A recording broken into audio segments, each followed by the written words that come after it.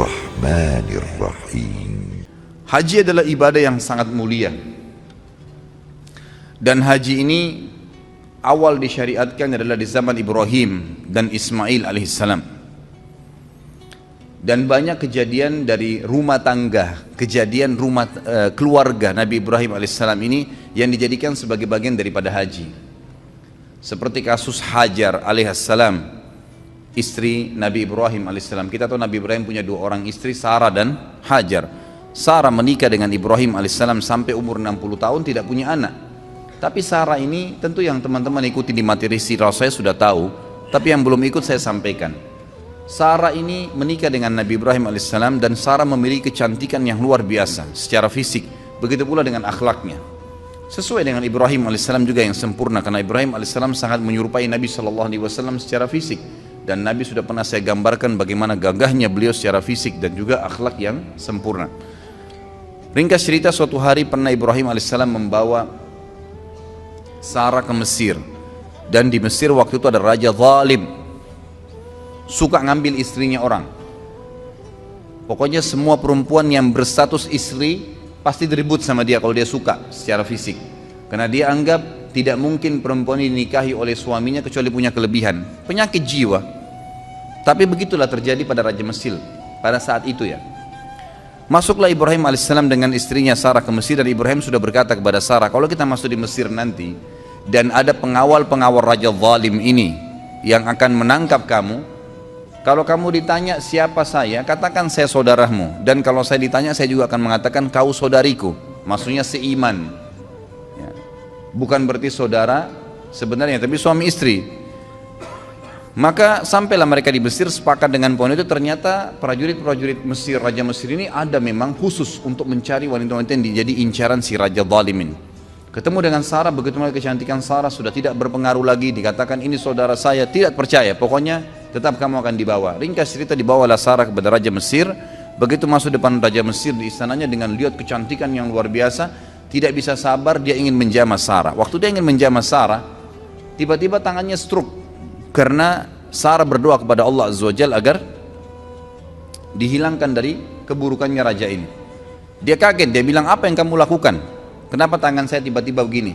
Kata Sarah, saya minta kepada Tuhan saya untuk menghukummu, karena kau ingin menjamahku dan kau bukan suamiku. Maka dia pun berkata, berdoalah sama Tuhanmu agar stroke saya, penyakit saya ini hilang dan saya tidak akan ganggu kamu. Sarah pun berdoa kepada Allah, sembuh. Raja ini ternyata masih bandel, tetap aja dia ingin menjamah Sarah. Waktu dia ingin menjamah yang kedua, stroke lagi. Lalu dia bilang lagi, apa yang kau lakukan? Kata Sarah, saya berdoa kepada Allah Tuhan saya untuk memberikan kamu hukuman karena kau ingin menjamah saya dan kau bukan suami saya. Kata si raja, baiklah, berdoa sama Allah, sama Tuhanmu itu agar saya disembuhkan dan saya tidak akan ganggu kamu. Sarah berdoa, sembuh yang kedua kali. Ternyata raja ini masih saja berusaha menjamah Sarah yang ketiga kali. Waktu dia ingin jamah yang ketiga kali, Sarah berdoa, seluruh tubuhnya nggak bisa bergerak, yang bisa bergerak cuma mulutnya. Semua tangannya, kakinya, badannya tidak bisa bergerak. Maka dia pun berkata, saya jadikan saksi seluruh yang ada di istana saya ini ya, bahwasanya saya tidak akan menjamah kamu. Mintalah kepada Tuhanmu agar saya disembuhkan. Maka Sarah pun berdoa dan akhirnya disembuhkan. Dan raja ini berkata, keluarkan wanita ini dari istanaku, yang kalian datangkan bukan manusia tapi jin. Kisahnya begitu. Si Raja Mesir ini ternyata karena takut, ikhwan dan akhwat sekalian, khawatir jangan sampai Sarah ini berdoa lagi kepada Allah dan dia stroke lagi, maka dia menghadiahkan, ada dua perselisihan pendapat ahli sejarah, dihadiahkan budak wanitanya, yang satu lagi pendapat mengatakan anaknya dia sendiri yang perempuan dihadiahkan, yang bernama Hajar. Hajar ini dihadiahkan oleh Raja Mesir kepada Sarah, supaya Sarah nggak berdoa lagi sama Allah, bisa stroke dia. Ringkas cerita, dibawalah Hajar ini pulang ke Palestina waktu itu dan bekerja membantu Sarah. Sarah dan Hajar selisih umurnya setengah. Waktu itu umur Sarah kurang lebih 30 tahun, umurnya Hajar 15 tahun. Berjalan rumah tangga Ibrahim dan Sarah alaihimussalam semuanya sampai umur Sarah 60 tahun. tidak punya anak. Berarti umurnya Hajar pada saat itu berapa? 30 tahun. Masya Allah, kalau hitung umur perempuan cepat ini. Jangan tersinggung Pak Yoyo, enggak apa-apa. 30 tahun umurnya Hajar. Karena Ibrahim alaihissalam pengen punya keturunan, maka Sarah dengan niat baiknya menghadiahkan kepada Ibrahim alaihissalam budaknya Hajar, lalu Hajar dibebaskan oleh Ibrahim alaihissalam dari keterbudakan, lalu kemudian dinikahi. Setahun kemudian Hajar hamil dan setelah menikah, setahun kemudian melahirkan anak laki-laki yang bernama siapa? Ismail alaihissalam. Fitrah perempuan, Sarah merasa sedih. Kenapa dia tidak bisa memberikan anak kepada Ibrahim? Dia pun berdoa kepada Allah Azza wa Jal agar diberikan karunia. Ternyata dengan umur 62 tahun, masuk 62 tahun hamil, dan akhirnya melahirkan juga namanya Ishak. Ishak dan Ismail adalah anak Ibrahim alaihissalam. Makanya Ibrahim diberikan julukan Abul Anbiya, ayahnya para nabi, karena dua anaknya menjadi nabi dua-duanya. Baik, Ibrahim alaihissalam setelah memiliki anak Ismail dan sebelum lahirnya Ishak, jadi Ismail ini masih masa menyusui, masih di bawah 1 tahun umurnya. Datang perintah Allah Azza wa Jal memerintahkan Ibrahim alaihissalam untuk membawa istrinya Hajar ke Mekah. Mekah waktu itu ikhwah-ikhwah sekalian adalah sebuah lembah yang tidak ada kehidupan sama sekali. Kata Allah Azza wa Jal tentang melalui lisannya Ibrahim alaihissalam, dia mengatakan, ya Allah, saya meninggalkan keluarga saya dengan kalimat Al-Quran, biwadin gairi dhi dhar'in inda baitikal muharram rabbana liyuqimus shalah, al-ayah. Ya Allah, aku tinggalkan keluargaku di sebuah lembah yang tidak ada dhi dhar'. Dhi ini dalam bahasa Arab sama dengan dhu, digunakan kalau sesuatu yang melampaui batas, gitu kan. Jadi dikatakan dhi dhar' artinya tidak ada tumbuhan, jangankan tumbuhan hijau, tumbuhan mati nggak ada. Gersang, nggak ada kehidupan, nggak ada binatang, nggak ada pohon, nggak ada manusia, nggak ada kehidupan, lembah kosong. Tetapi kata Nabi Ibrahim alaihissalam, ya, di situ dikatakan inda baitikal muharram, tapi itu di lokasi rumahmu yang mulia. Pertanyaan kecil, apakah di zaman Ibrahim alaihissalam Ka'bah sudah ada, atau baru nanti dibangun oleh Ibrahim? Jawabannya sudah ada. Jadi Ka'bah itu dibangun pertama kali oleh siapa? Hah? Adam alaihissalam. Tidak usah takut salah, nggak apa-apa. Saya nggak bawa rotan. Adam alaihissalam dengan anaknya Syith. Dua orang ini membangun Ka'bah. Kemudian pada saat terjadi banjir besar, kiamat kecil di zaman Nuh alaihissalam, termasuk Ka'bah hancur pada saat itu. Tinggal pondasinya. Pondasi Ka'bah ini disebutkan dalam Al-Quran namanya Bakkah. Di Bakkah dalam ayat Al-Quran dikatakan Bakkah itu adalah pondasinya Ka'bah. Maka Allah subhanahu wa ta'ala ingin Ka'bah itu dihidupkan kembali. Diutuslah awal kisahnya dengan Ibrahim alaihissalam diperintahkan membawa istrinya Hajar dan Ismail ke lembah itu. Pada saat tiba di sana, Ibrahim alaihissalam tidak bicara apa-apa. Tiba di lembah tersebut, gersang, lalu dia bilang sama Hajar, turunlah wahai istriku, bawa Ismail bersamamu dan saya akan tinggalkan kamu di lembah ini. Hajar bingung, nggak ada instruksi, nggak ada informasi, nggak ada bekal yang cukup. Cuma begitu saja. Ibrahim alaihissalam tiba-tiba balikkan untanya menuju ke arah Palestina, mau pulang. Diikuti oleh Hajar. Wahai Ibrahim, apakah engkau meninggalkan kami di sebuah lembah, tidak ada manusia, nggak ada pohon, nggak ada hewan, nggak ada kehidupan, panas gersang begini, bekal air cuma 1 kendi air. Ibrahim alaihissalam cuma bisa netesin air mata, tetap jalan. Diikuti lagi, ya Ibrahim, apakah kau tinggalkan kami di lembah, tidak ada kehidupan, nggak ada manusia, nggak ada batu, nggak ada air, nggak ada pohon, nggak ada hewan. Ibrahim alaihissalam tetap jalan menangis. Yang ketiga kali Hajar bilang lagi, wahai Ibrahim, apakah kau tega membiarkan kami begini dan seterusnya. Tetap saja Ibrahim alaihissalam jalan. Maka Hajar akhirnya Allah SWT berikan ilham dalam hatinya dan bertanya begini, Allahu amaraka bihada, apakah Allah yang perintahkan kamu seperti ini? Maka Ibrahim alaihissalam tidak nyaut apa-apa, cuma nganggungin kepala. Iya, artinya ini memang diperintahkan oleh Allah. Maka jawaban Hajar dengan sangat jelas. Dan perhatikan ya, seseorang kalau sudah datang perintah Allah Azza wa Jalla dan dia terima, perhatikan nanti apa efeknya, apa yang Allah kasih pada saat datang sebuah ilmu, dalil, wahyu, Al-Quran dan Sunnah lalu diamalkan. Perhatikan apa yang Allah kasih nanti dari banyak sekali pahala yang dia akan panen. Maka dia mengatakan, idzan la yudayyi'ana, Kalau begitu tidak mungkin Allah itu membiarkan kami mati. Udah pergi aja Ibrahim, nggak apa-apa. Ibrahim alaihissalam pun pulang ke Palestina. Di tengah jalan dia berdoa, Rabbi inni askantu min dzurriyyati biwadin ghairi dzin inda baitikal muharram rabbana liyuqimus shalah faj'al af'idatan minan nasi tahwi ilaihim. Jadi dikatakan di sini, ya Allah, aku telah meninggalkan keluargaku di sebuah lembah, tidak ada kehidupan, tidak ada pohon, tidak ada air, tidak ada manusia, tidak ada hewan. Tapi di tempat rumahmu yang mulia Allah, agar dia mendirikan sholat sebagai kamu, sebagaimana engkau telah perintahkan ya Allah. Gitu kan? Maka tolong utuslah kepada mereka orang-orang yang bisa tinggal mendampingi mereka. Karena perintah Allah kepada Ibrahim alaihissalam, tinggalkan istrimu di sana Hajar sama Ismail, pulang ke Palestina. Nggak ada tugasmu tinggal di Mekah. Maka dia berdoa seperti itu. Kita kembali ke Hajar alaihissalam. Hajar waktu itu merasa prihatin setelah Ibrahim alaihissalam sudah tidak kelihatan lagi di jauh padang pasir sana. Teriknya matahari di siang hari luar biasa panas. Air yang diminum tinggal sedikit. Ismail juga butuh minuman. Hajar merasa sebelum malam tiba kesempatan coba cari sesuatu di situ. Ada kehidupan, ada pohon, ada manusia kah, ada kemah kah, manusia hidup di mana kelihatan. Yang paling dekat dengan Hajar waktu itu ada dua bukit namanya Safa dan Marwa. Maka dia pun alaihissalam Hajar naik ke atas bukit Safa. Kita tahu kalau panas matahari yang sangat terik, ada fata morgana, ada kesannya kayak kelihatan air padahal sebenarnya tidak, karena pantulan dari cahaya matahari. Dia naik di Safa, dia lihat ke Gunung Marwah, ada air di sana.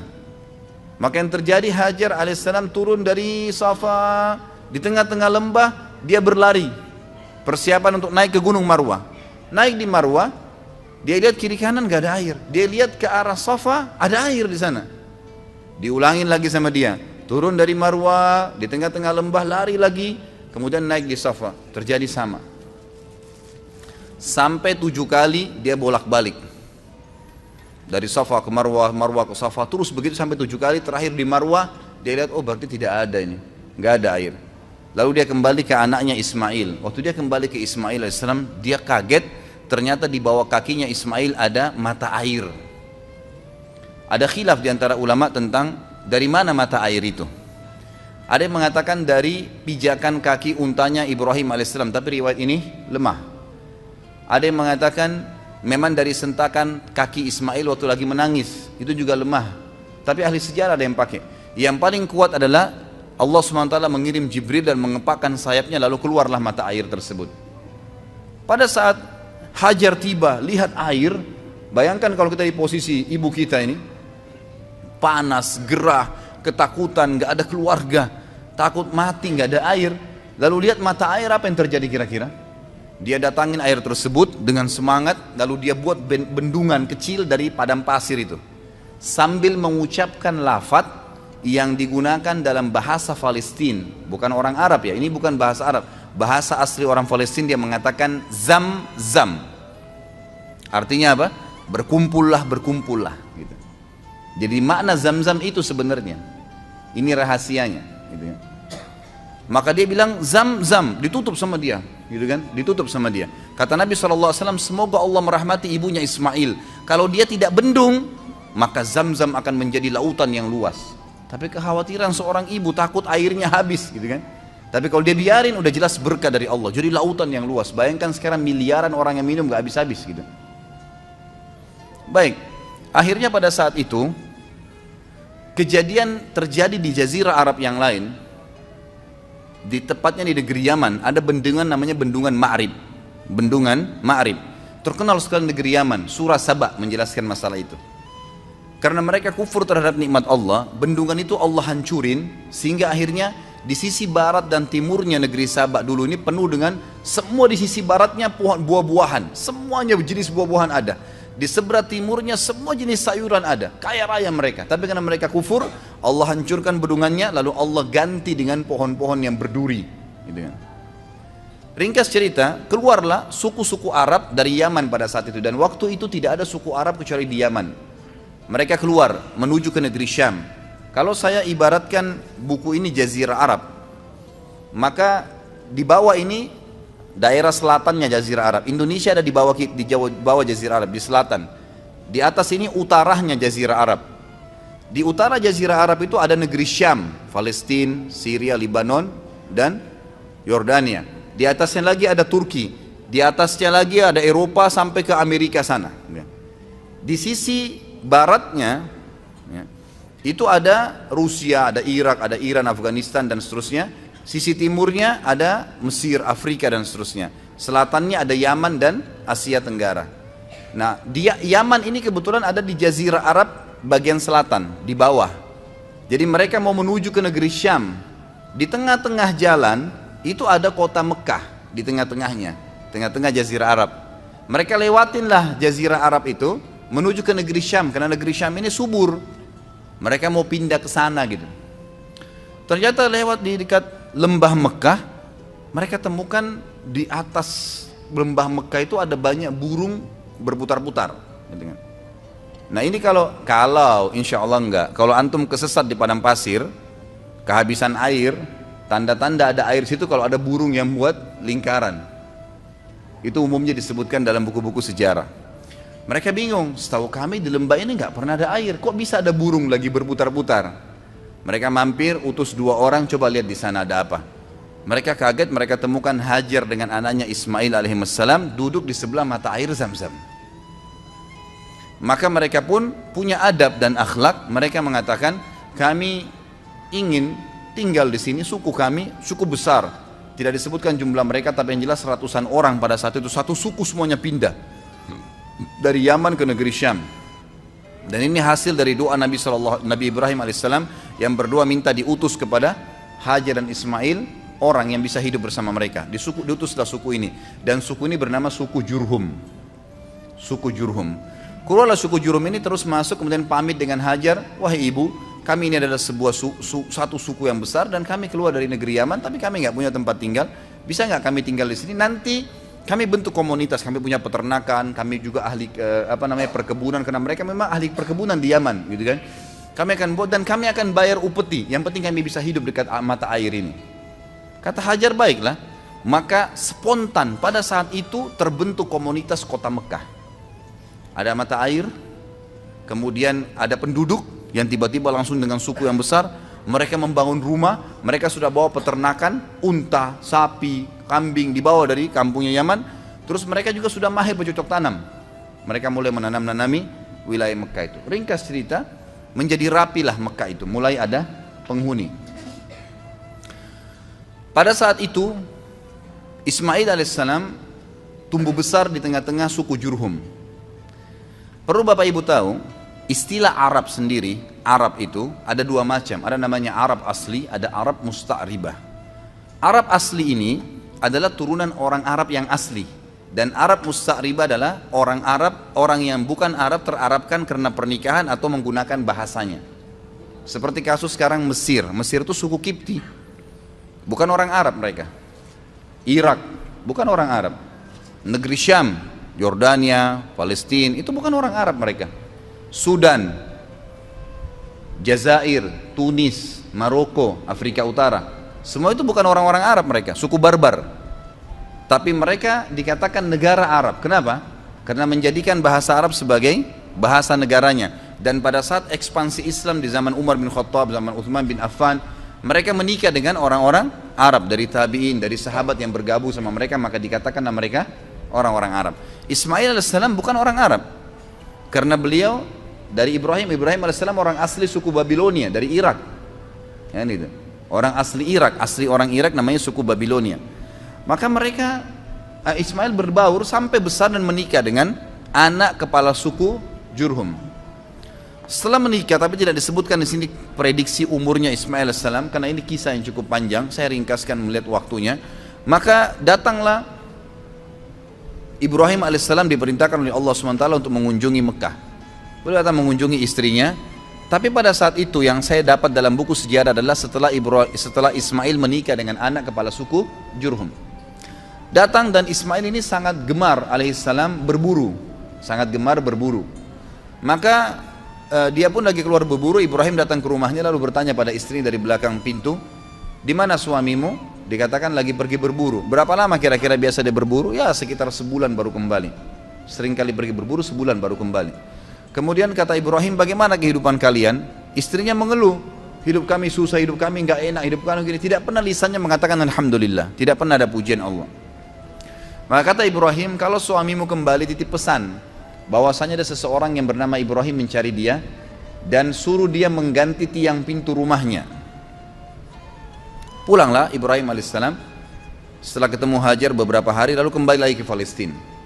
Ismail alaihissalam kembali. Ismail tentu sudah tahu tentang siapa Ibrahim ayahnya, sudah tahu kisahnya dari ibunya Hajar, tapi belum pernah ketemu. Sampai saat itu belum pernah ketemu.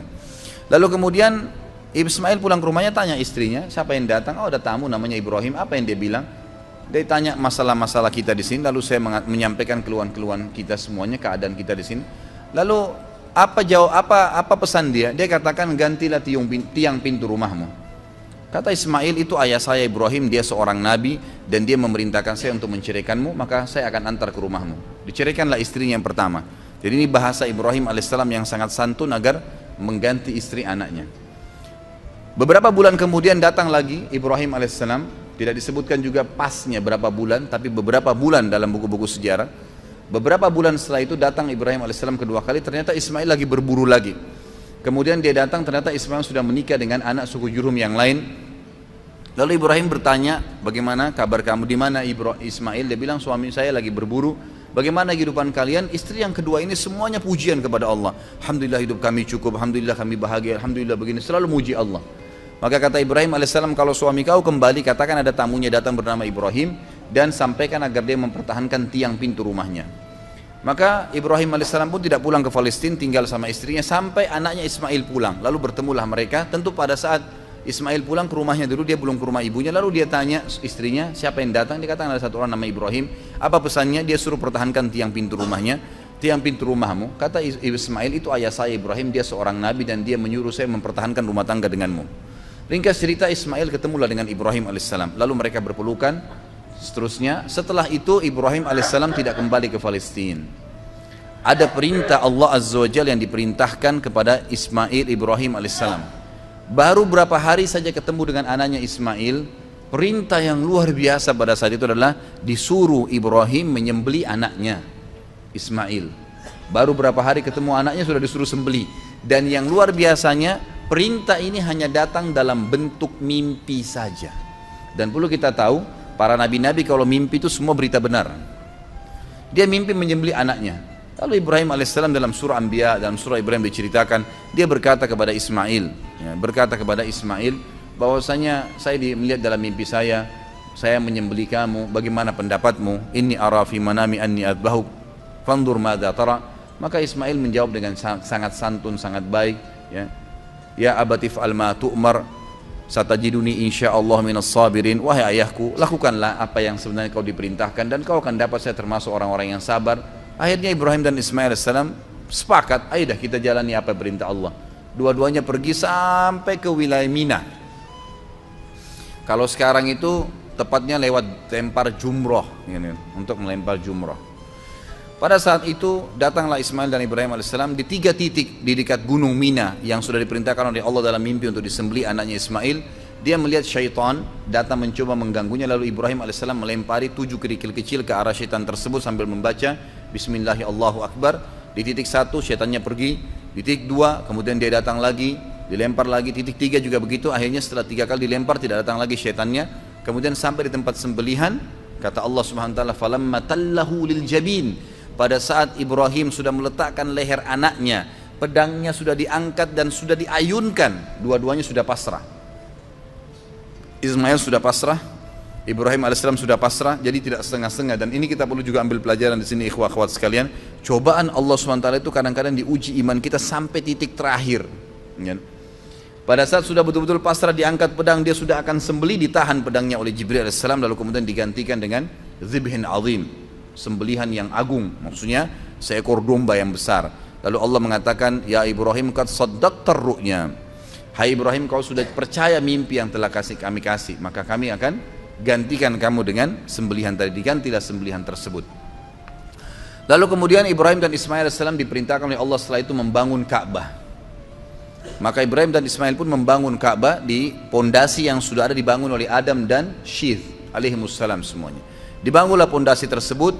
Setiap kali Nabi Ibrahim alaihissalam mundur, untuk melihat posisi Ka'bah sudah rapi atau belum, maka Ibrahim alaihissalam berdiri di sebuah tempat yang agak tinggi, lalu pada saat beliau turun, beliau sempat loncat ke bawah. Loncatan Nabi Ibrahim alaihissalam dari tempat tinggi itu yang melihat apakah sudah rata bangunan Ka'bah atau belum, ke bawah, itu keinjak tanah dan sempat ada bekas telapak kakinya, yang sekarang dikenal dengan maqam Ibrahim.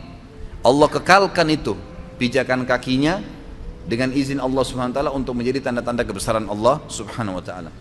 Kemudian pada saat selesai bangun Ka'bah, kata Ibrahim alaihissalam kepada Ismail alaihissalam, coba carikan saya batu yang kuat agar bisa bangunan ini kuat pondasinya, karena memang posisinya berdiri, karena memang bangunan ini tadinya didirikan dari tanah liat yang dibasahkan lalu dikeringkan lalu kemudian disusun, jadi mudah runtuh gitu kan. Maka Ismail pun alaihissalam keliling di sekitar padang pasir situ mencari. Tidak lama kemudian dia bawa datang Hajar Aswad. Hajar Aswad ini tadinya warna putih terang, tapi karena dosanya anak Adam jadi menjadi hitam. Diturunkanlah, kemudian Nabi Ismail AS membawa dengan bentuk warna hitam. Kata Ibrahim, dari mana kau dapatkan? Dia bilang, dari Allah turunkan kepada saya. Lalu dinaikkanlah batu tersebut, ditaruh di posisi sekarang Hajar Aswad. Setelah selesai tempat tersebut, sudah ada air Zam-Zam tadi, sudah ada tempat Hajar mencari Safa dan Marwa air, sudah ada sembelihan tadi yang tidak jadi, Ka'bah sudah terbangun, sudah ada Hajar Aswad. Allah Subhanahu wa taala menyempurnakan, berkata kepada Ibrahim melalui Jibril alaihissalam, perintahkan wahai Ibrahim seluruh manusia di muka bumi agar haji. Dalam riwayat sahih kata Ibrahim alaihissalam, "Wa ma yablughu sauti?" Sampai di mana suaraku ya Allah? Enggak bisa, suaraku enggak mampu nyampein ke seluruh pelosok muka bumi ini. Kata malaikat Jibril, "Ma'alaika illal balagh." Tugasmu hanya menyampaikan. Maka Ibrahim alaihissalam pun mencari gunung tertinggi di Mekah pada saat itu. Sebagian ahli sejarah mengatakan di Jabal Rahmah yang ada di Arafah. Tapi ini riwayat, sebuah asar, tidak disebutkan tentang kesahihannya. Ringkas cerita, Ibrahim alaihissalam, ada yang beriwayat mengatakan naik di atas Ka'bah lalu berteriak, mengatakan, wahai sekalian orang-orang yang beriman, berhajilah.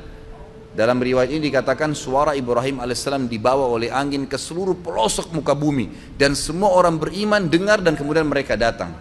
Bahkan Allah SWT menceritakan datang orang-orang tersebut sampai dhamir. Pakai dhamir itu artinya unta-unta yang kurus karena jauhnya mereka jalan, gitu kan.